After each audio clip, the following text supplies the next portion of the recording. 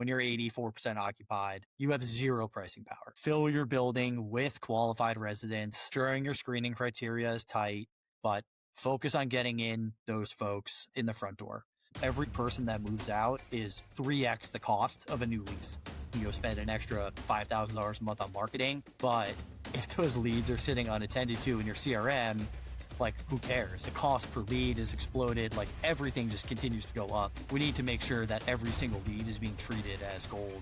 When you start going heavy on the upfront concession and then you're trying to not give renewal concessions, you're not rewarding good paying tenants and you are rewarding people in the front door that may be fraudulent or can't afford their rent. Yeah.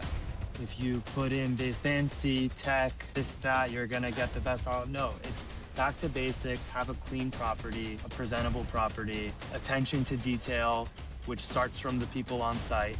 You'll be surprised how a small amount of dollars and cents will have a huge ROI into your property. We are a third-party asset management firm focused on multifamily housing. Generally, by the time we get a call, the groups already know what the problem is. We're really brought in to say, here's the reality, and then we help you go along and address those situations.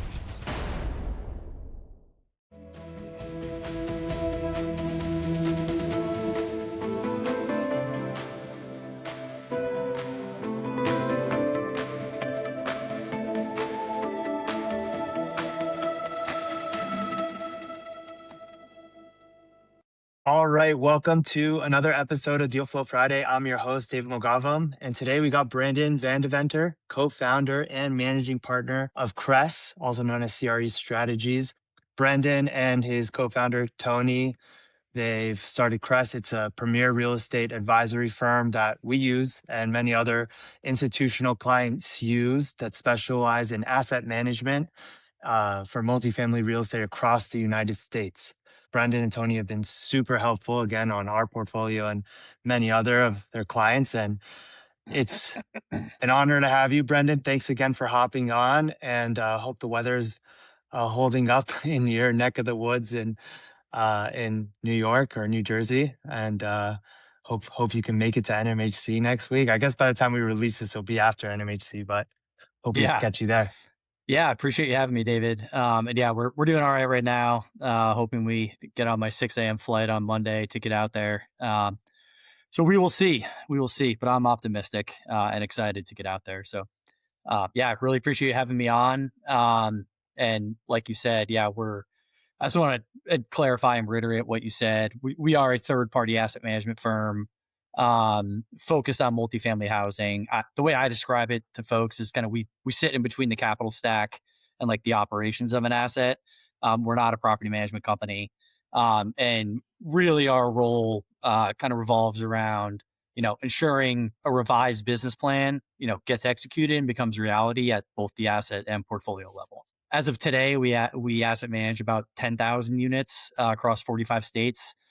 Primarily in the Sun Belt, where most of the distress has been, like over the last, really starting in 2021.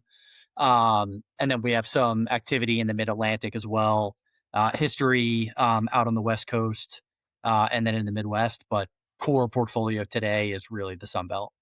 And I think just an important thing to note is we really don't kind of look at ourselves as a reporting function.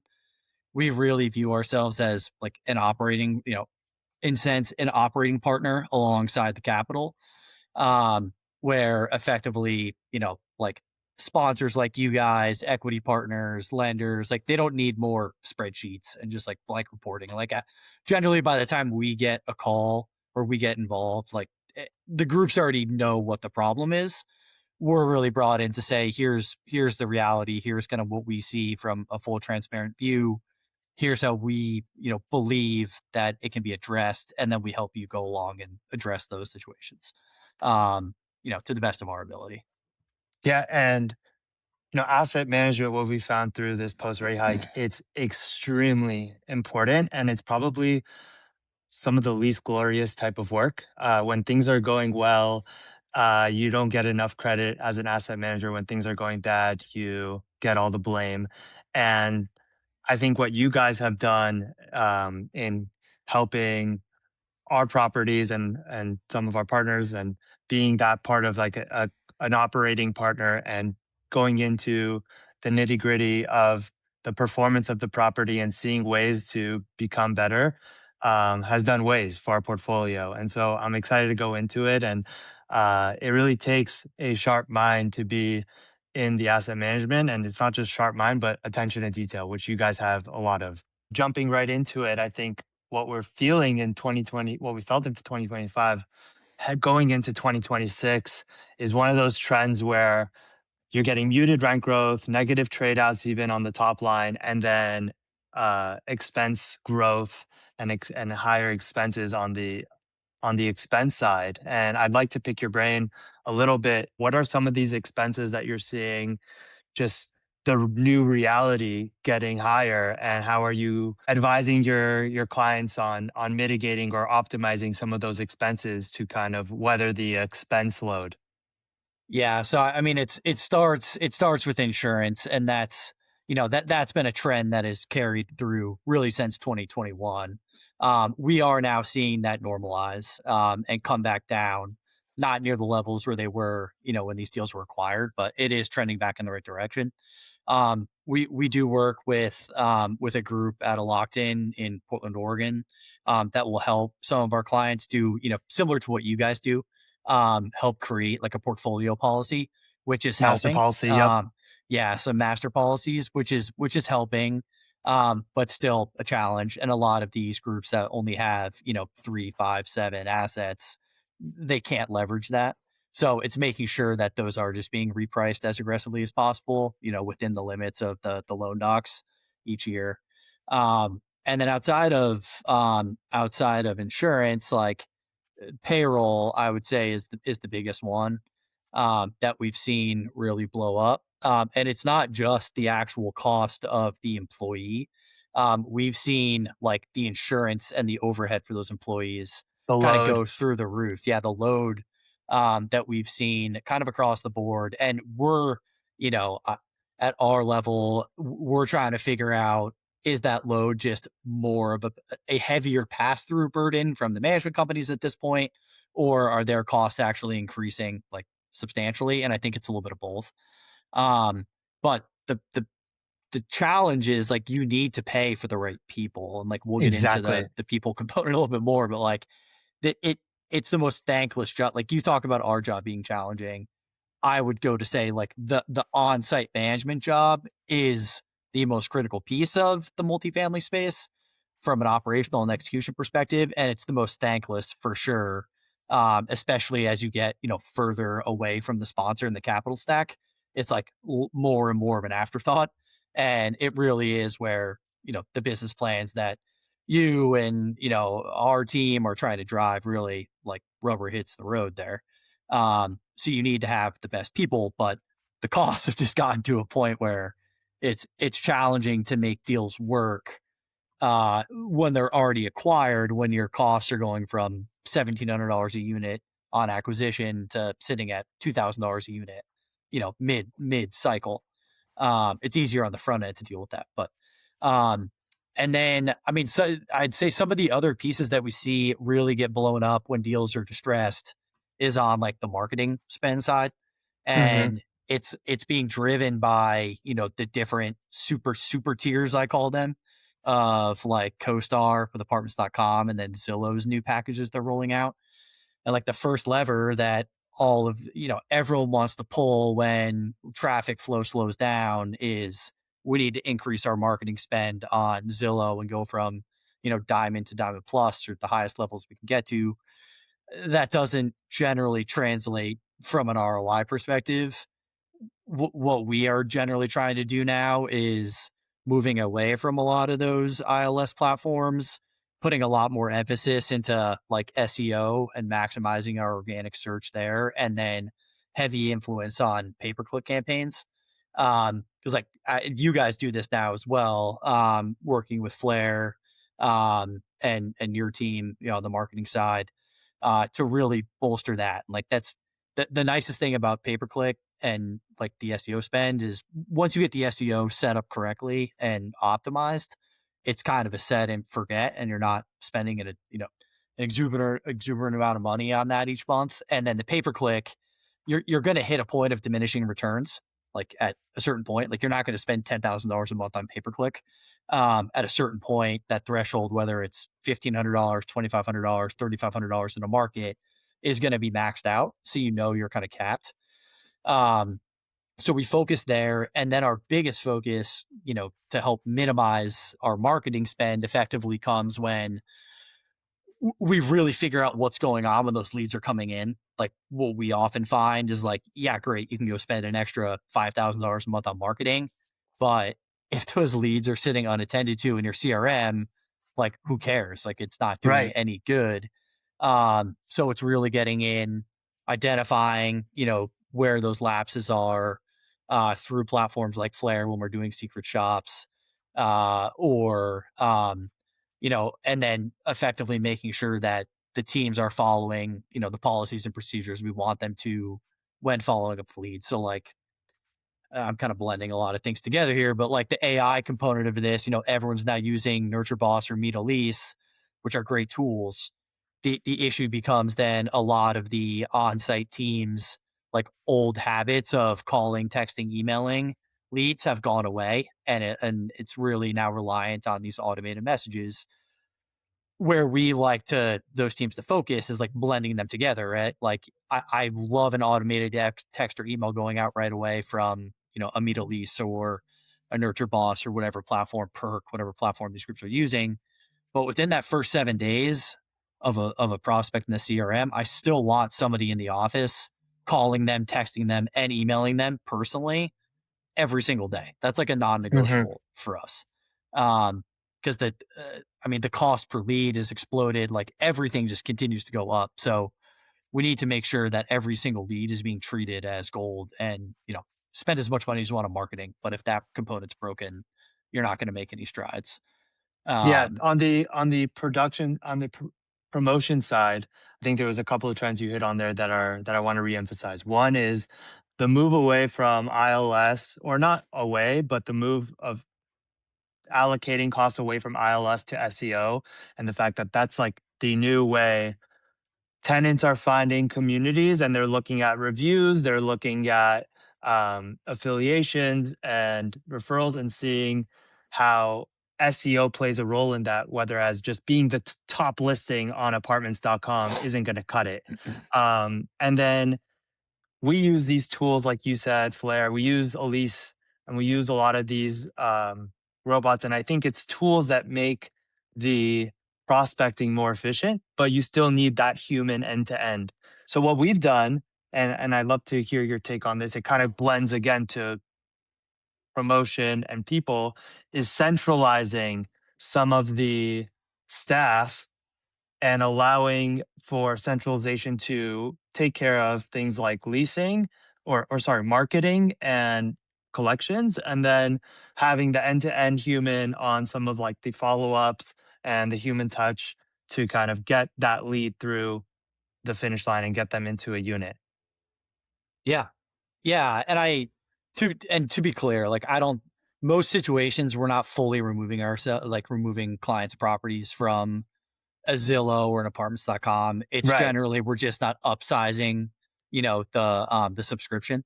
And we're trying to find like the sweet spot where we can be still somewhere near page one, but not spending an exorbitant amount of money on it. And then I and then really like the focus on the SEO for us when you're talking about like search parameters is trying to get your property onto that first page of Google when folks are searching, apartments for rent in Tucson, apartments for rent in Fort Worth, whatever it is, like those Right. kind of phrases. And the ideal scenario is you show up in the top three of the map pack, like when you're searching for the businesses, like when you filter businesses. So, and that's all driven by, the website setup, the keywords, all the hyperlinks, like the backlinking, all the descriptions on the photos in the background, and then super heavily influenced by reviews, like you mentioned.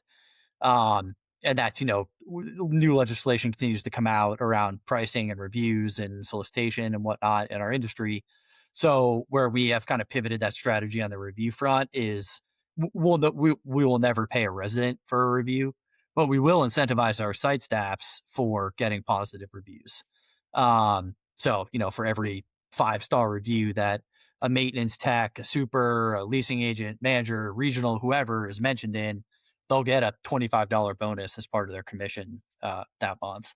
And then we'll do team goals as well. So we're really striving to push all those properties over a 4% or a 4-star rating, 4-star. and then Yep. continuing to hit them, because like you need the volume of the reviews as well to continue pushing your ranking up on Google. So that's like a huge emphasis. In terms of the like centralization, so we are starting to see a lot of like fully vertically integrated shops like yourself, and then third party management companies start to implement this.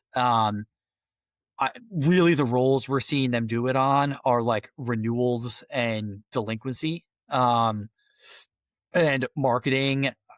I mean, marketing, even you guys, that's kind of that's like a not a fully, I would say, centralized role, like portfolio setting, like that's what I'm trying to say, in like a micro portfolio setting, like you have a marketing team. Right. Um, so like that's a And a key leasing staff element. on site. Yep. Yeah, exactly. I just want to make that clear for like you guys, but it's, we've seen it work. What we haven't seen, at least at the third party level yet, is necessarily the accountability, because the manager kind of loses control a little bit of those processes when it's centralized. So if we're using, any management company, and they have 5 properties in a region in close proximity, and they come to us and say, "Hey, we want to remove the assistant manager and, centralize your delinquency and renewals with 4 other assets that, your client might not own." We haven't seen those scenarios work very well. Because like generally we'll generally get, complaints from the on-site staff that, hey, we have too much volume, we still need the extra person, this isn't working, and now we're effectively paying for an additional staff member plus the centralization of the renewals and delinquency. So we've seen that as a challenge. I think as the technology improves, like that will become more and more like proficient. And I have liked like the follow-up component of like a lease on renewals and delinquency once the initial notices are out. But I still think there's something to be said for, somebody just hammering the phones, pestering people to get stuff, Right. signed and agreed to. And that just doesn't happen through texts and emails in a lot of times, especially when it comes to something as sensitive as collections. I think it's still very important to have like a point person Human, at the properties a to be human doing that. touch. But for now, like who knows where this evolves. I've, heard demos of some pretty spooky voice, bots that would fool me. So we'll see. Yeah. So, we've seen the centralization play out. We've tested on some parts of our portfolio, and then I've also seen deals where we're acquiring that they just switched to centralization, and you just see an uptick in delinquency. And I think it's not necessarily the issue of the centralization, but it's the implementation and what tasks you're giving to a human versus what tasks you're giving to maybe someone that's central. I think Yeah. the issuance of giving the demand letters, the process of doing it correctly, that's something that you could probably centralize because there's a standard process of, all right, you need to give it at the 5th of the month if they're late, or in the 10th of the month.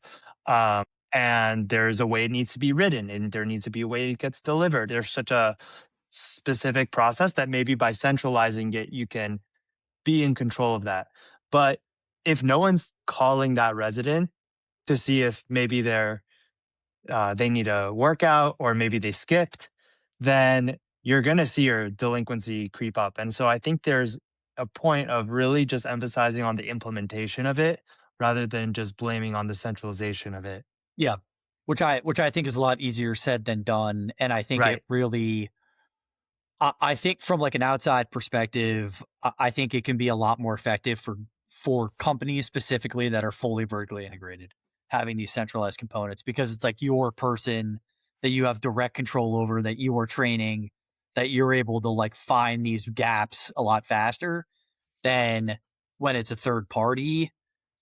Like To me, it just makes it very challenging when there's one person covering multiple assets that are not owned by the same Hmm. group There's from no like an accountability accountability, as you see. standpoint, and Yeah, from like a exactly. what maybe they're spending more time on these three deals because they have, a better relationship with the client, and they have a larger portfolio with them, and now I'm getting the scraps of like the time left over. So it's a tricky situation, but I think for groups that are fully vertically integrated, I definitely see the benefit of having that, and having that person, sitting in your office or sitting remote somewhere, where they're able to just hammer away on your portfolio. I think that makes a ton of sense as long as the systems are set up correctly um, for that. Right. I want to move towards the other facets of asset management. Actually, we jumped ahead and we didn't even talk about the framework that you've been putting out, the four P's, the Yeah, promotion, people, product, and pricing. I think it's a great way to encapsulate how asset management works.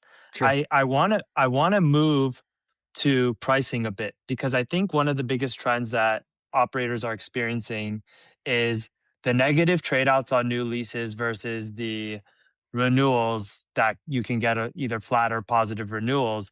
And the idea that people will stay even if the market rate's lower for a good property, and how strategies for retention can actually help you during this downturn. And I kind of wanted to pick your brain on that, of how are you advising your clients of keeping retention strong, in order to not get, I guess, affect that gain to lease onto their own properties. Yeah, I mean, you kind of hit the nail on the head. Like, pricing is it's such a hot topic in the industry right now. And it's dynamic. Like, it's changing, seemingly weekly, with some of the legislation coming down, and the fee transparency that's coming through. So, yeah, so I mean, I guess the broadest standpoint we have on pricing right now, especially for distressed properties, is like you have no pricing power, right? When you're 84% occupied, you have zero pricing power. So the name of the game on the front end has to be like, fill your building with qualified residents, ensuring your screening criteria is tight so you don't have a huge backdoor eviction issue, but focus on getting in those folks in the front door. And I know you asked about the renewals, but like from a front door perspective, we try to be careful with concessions, like with properties that are at such a distressed state. Um, we really like to move the base rent, like the gross rent, down, and limit the concessions to really only increase like speed of movement. Um, just to get them in, get the right people in, know they qualify for sure. Um, get them in the door, and then you can start pushing rents.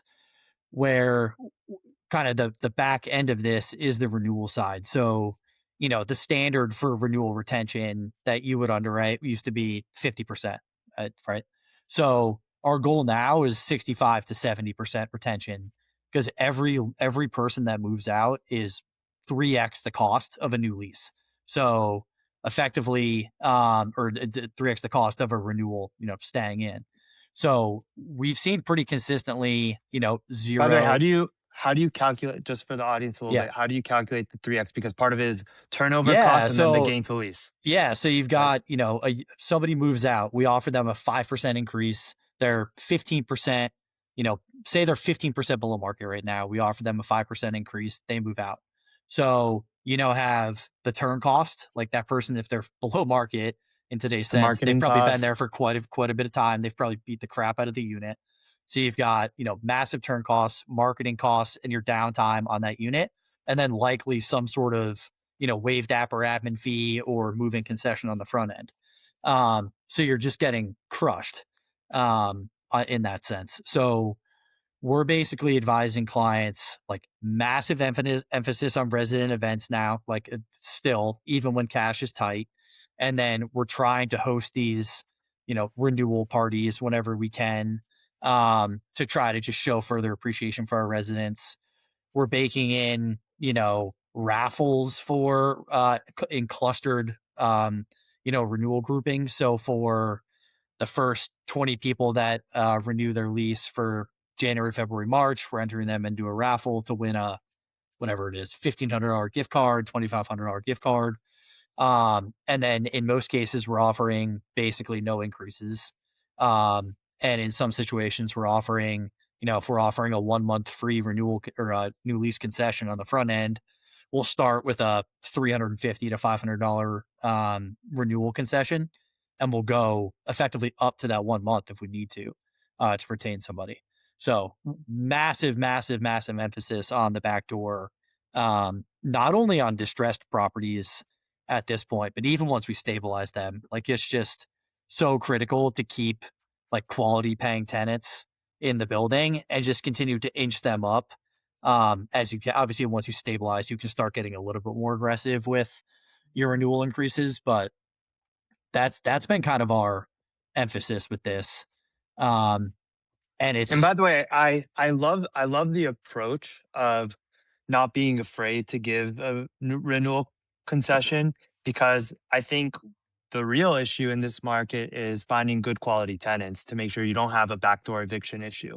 And when you start going heavy on the upfront concession, and then you're trying to not give renewal concession to show, hey, this is market, uh, these are our rents, what you end up doing is you're not rewarding good paying tenants, and you are rewarding people in the front door that may be fraudulent or can't afford their rent. yeah, So I think yeah. not being afraid to give a renewal concession to just keep a good quality tenant in your apartment building is super critical in this time of the cycle. Yeah, and it goes against everything that was being done before, right? Where Right. for like 18, 19, 20, 21, and prior, prior up cycles where it's just get them Trade out, out, trade renovate, out. rip it up. Like, yeah, Yeah. it's a little bit more, retention focused now, um, on that. And yeah, it's interesting. It's definitely interesting on the renewal front there, and especially when you consider like something we've dabbled in and we've moved away from, to be honest, is a lot of the like deposit alternatives that are out there, because a lot of, especially at the Class C, B minus properties, like a lot of what we were seeing was properties that had a deposit alternative and then a concession, even if it's month 2, month 4, whatever it is. You'll have somebody move in. They might qualify. They move in for free, effectively with no deposit. They don't pay the first month. They don't pay the second month. Then you have them filed on. But depending on what market you're in, they might be in your building for 4 months, 5 months before you get them out, and then they beat the crap out of your unit, and then you have to pay the eviction costs, especially in markets like Colorado, like where you just get murdered. Now you have a unit back with no security deposit. Um, so you're going to get the cost covered through, through one of those units up to a certain point on those programs, but you've now lost effectively 5 months worth of real revenue and a real resident, and likely additional costs returning that unit, marketing the unit, and downtime. Um, it's just a tough cycle in that sense. Yeah.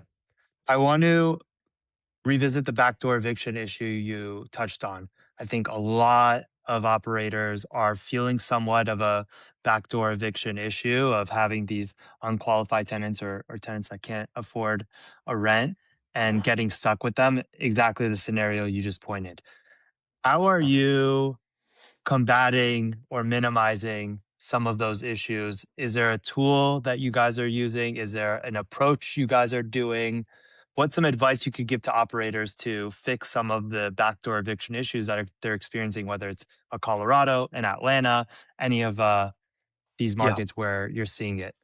Yeah, I mean, this is such a sensitive topic because it's people's livelihoods and people's, homes. And it's a part of this business that I quite frankly hate. And it's a part of this business that's really challenging for the on-site teams. So like they build these emotional connections with residents, and they will start giving leeway to residents if you don't stay on them. So the general approach that we take, as like harsh as it sounds and as harsh as it is there are no payment plans. Like if rent is due by the 3rd, if we have to give notice by the 5th, we can file by the 10th.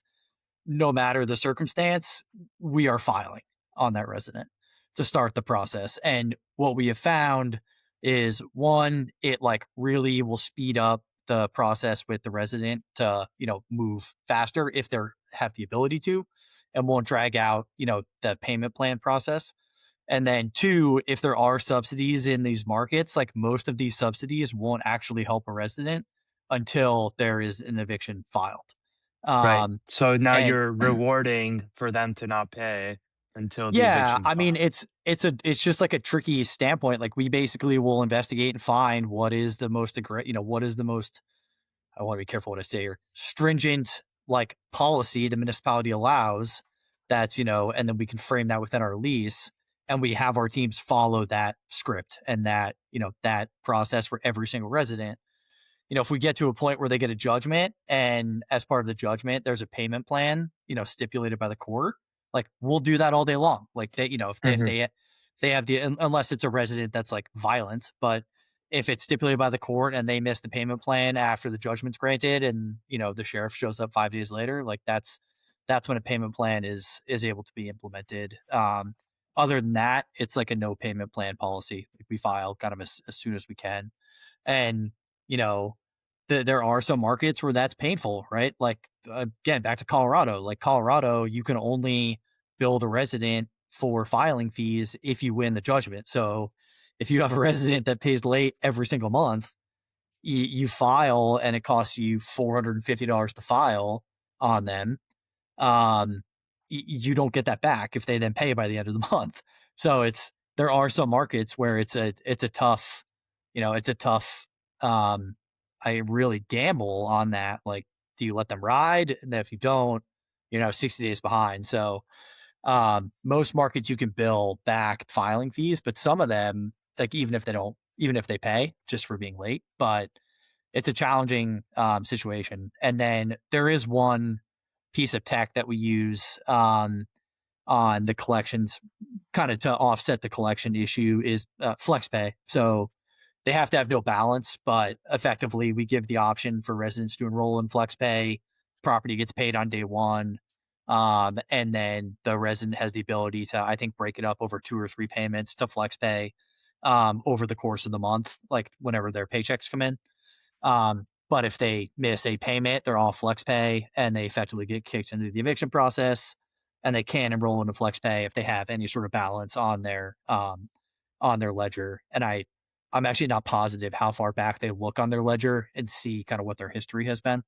But that is a piece of tech that we offer. So it's like most stringent policy we can put in place from a collection standpoint, because like we need to take the emotional piece out of the manager and like let Mhm. us be the bad guy. She can still empathize, he can still empathize with the resident, but it's like coming from the ownership group that this has to move forward, and I give them the option to move to flex pay if they can. And then, where possible, we try to help with subsidies, especially in a lot of the distressed assets. But that's kind of how we try to combat it. It's not a perfect one. I guess the last thing I'll say is making sure the screening criteria is as tight as as tight as is reasonable for that Right. given submarket. Um, and for the asset class type. So that's like another huge piece. And some of that is kind of is kind of challenging to figure out because it's a little bit of a black box with some of these like screening tools now, in terms of really what is being factored in that sense. But those are kind of I would say the criteria we use to try to minimize the evictions or really the bad debt as much as we can. But the problem is when we step into a property, like chances are your economic occupancy is going to go down before it comes shooting back up because we're going to clear out all the bad apples from your property. Um, but then that's been our biggest lift. Like every case study I do, effectively the biggest margin and most consistent margin we have is your economic occupancy when we, quote unquote, stabilize where we, kind of get through a deal. It's going to be up 7, 10, 15% from where it was when it started, just because of this like stringent kind of nature we have on the collection side. You have strict policy and then using some of these applications that can help with de-risking like FlexPay. And I think that's important because there's other companies out there that are willing to take that risk that allow for owners to take the emotional part of the equation out, like a FlexPay. You have Flex, you have the Guarantor, you have some of these other tools, and by doing that, you can de-risk your own deal with some of your own collections, and you establish a culture. And I feel like post rate hike, as insensitive as this sounds, there's a little bit of a culture of not necessarily paying or paying on time. And so if you can establish that in your property, hey, we have rules, it's coming from upper management, things need to be paid, they need to be paid on time. And then, by the way, you can use these applications like FlexPay, Guarantor, um, in order to make things happen. But this can't come from us. We can't cut you a deal, but you can use some of these other applications to do it. I think you'll see a lot more success in your collections and your bottom line Yeah. overall. Yeah. And that's a good point. I want like that's spot on. And I actually forgot like another piece that we use because we do have properties and companies that will use guarantor and cosign. Really where we have them focus is as like guarantor alternatives, not necessarily deposit alternatives, just enhancing credit basically. You get significantly more coverage doing that than you do with like a deposit alternative.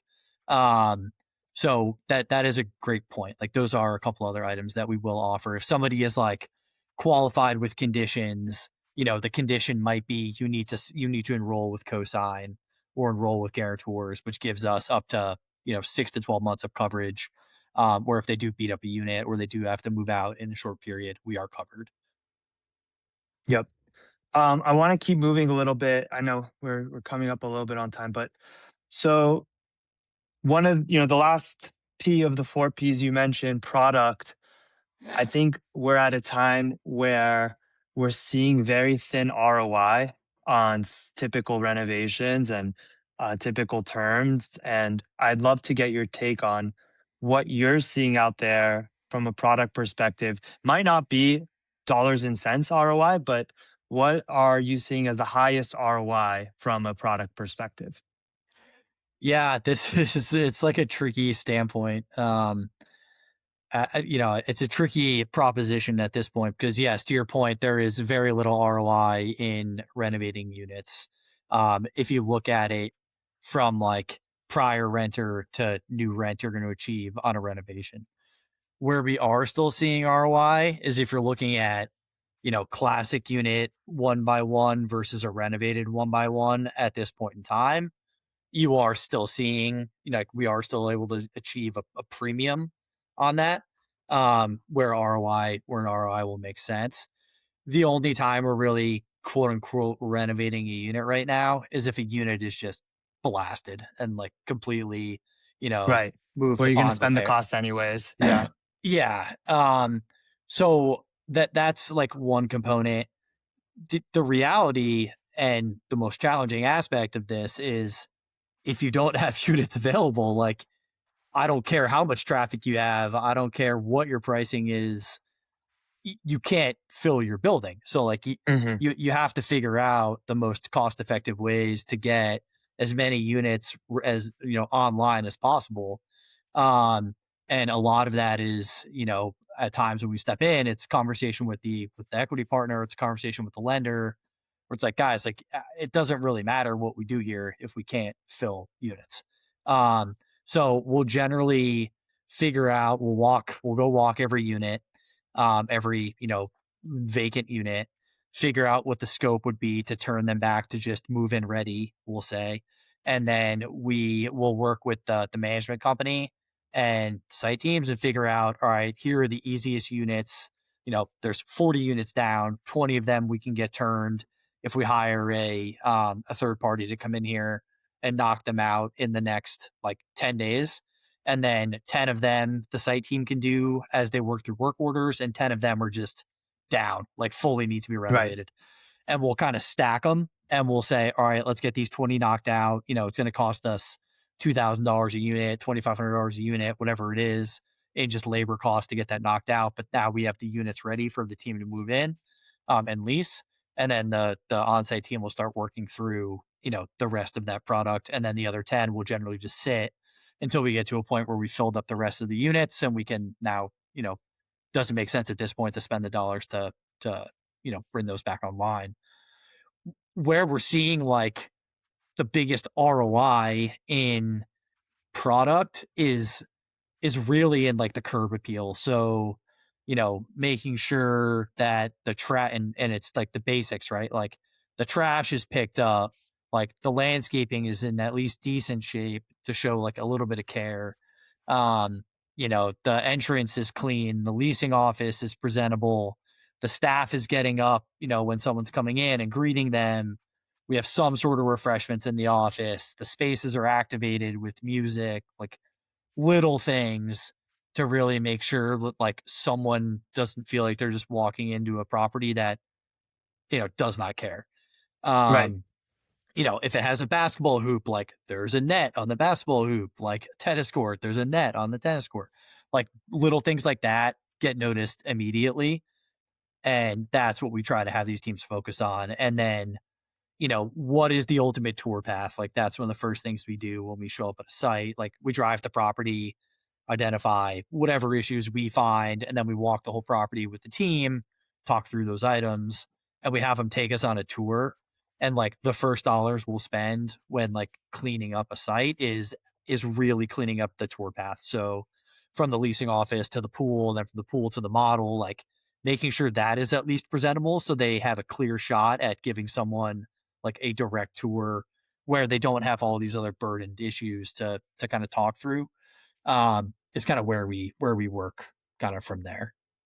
I think the common theme with your answer is that they're they're items that are back to basics. It's not like, hey, if you put in this fancy tech, this, that, you're gonna get the best. No, it's back to basics, have a clean property, a presentable property, attention to detail, which starts from the people on site.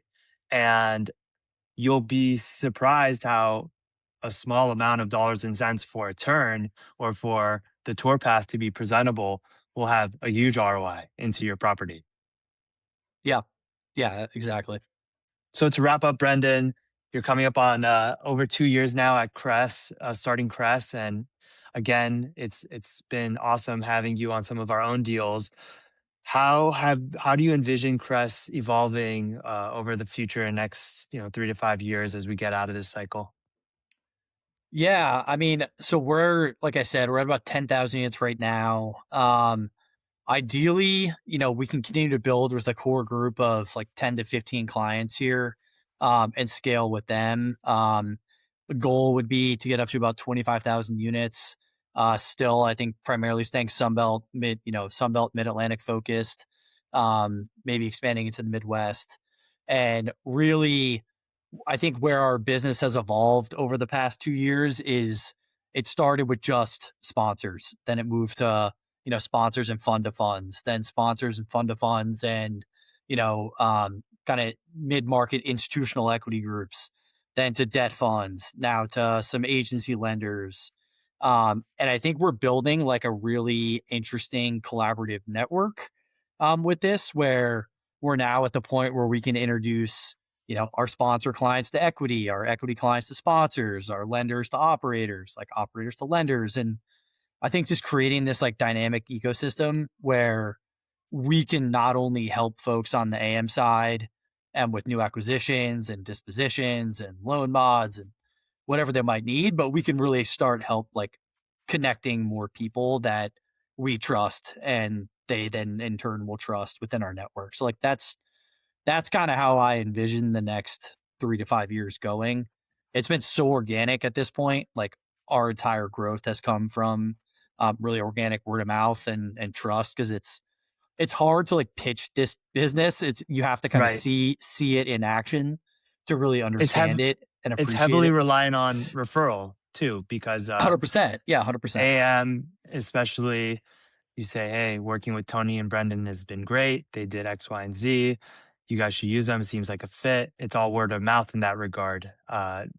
Referrals is key with that. Absolutely. Yeah. We've been lucky in the sense too that like the folks that we have on our team working as portfolio managers are incredibly talented, like 10 to 15 year plus, institutional backgrounds. And I think we'll continue scaling that way where, anyone touching any of our clients' assets is an extremely experienced, investment professional. And we've been lucky in how we've been able to grow that. And obviously as part of that growth, we envision growing the team and with the similar pace as we go there. Well, Brendan, it was great having you. Love what you and Tony have created at Cress, and looking forward to seeing you hopefully next week. Yeah, appreciate the time, David. Thanks again for having us on.